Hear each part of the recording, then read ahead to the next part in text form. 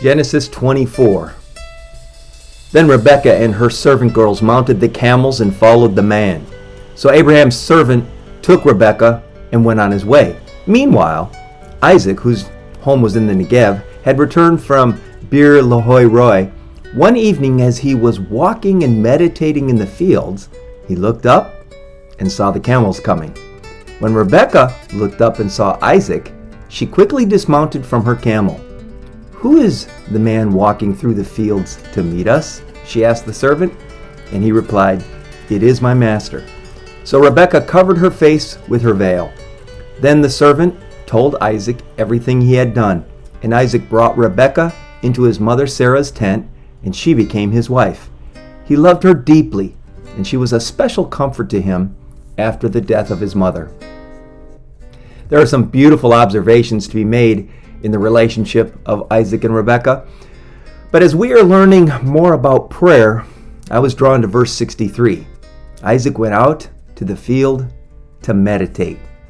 Isaac was one of the less prominent among the patriarchs, Abraham, Isaac, and Jacob. He, like all of us, he had character flaws, but he was a man of great devotion. His life reminds me of a black and white photo. What it lacks in vibrant color, it makes up for in depth of interest. Maybe the fact that an uplifted knife had once hung over him and he'd nearly escaped death, maybe that added to his sober nature. Add to that the training of a devout father. Isaac seems to have had a constant desire to know God. The habit of meditation, it stirs up spiritual awareness. It brings us closer to God. Meditation, prayer, daily devotions. There are a lot of synonyms that fit here. The point is this, much like I said in yesterday's sermon. Prayer should be cultivated as a systematic habit, not left to be some spasmodic impulse only when we're desperate. I'm privileged to have this private office to serve as my personal sanctuary. Isaac, he walked in a field. Be sure to find a place where you can get away from others and share your intimate time with God. You know, the lunchroom at school or the break room at the workplace, they oftentimes offer little or no provision for solitary meditation. But if that's your only opportunity, be sure to have a big open Bible sitting in front of you. Even the most hardened unbeliever will understand the nonverbal cue that you are giving them that you're in a special place alone with God.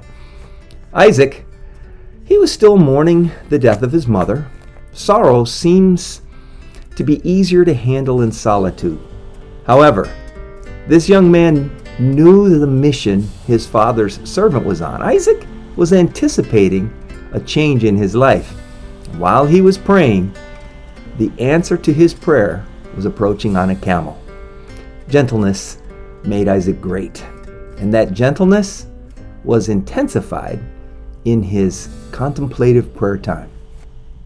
Herschel Crouch, the pastor that I'd served under in the late 1980s, used to sing this song every time we ministered at a nursing home. Shut in with God in a secret place, there in the Spirit, beholding His face, gaining more power to run in this race. How I long to be shut in with God. Find a place to pray. I'll see you tomorrow.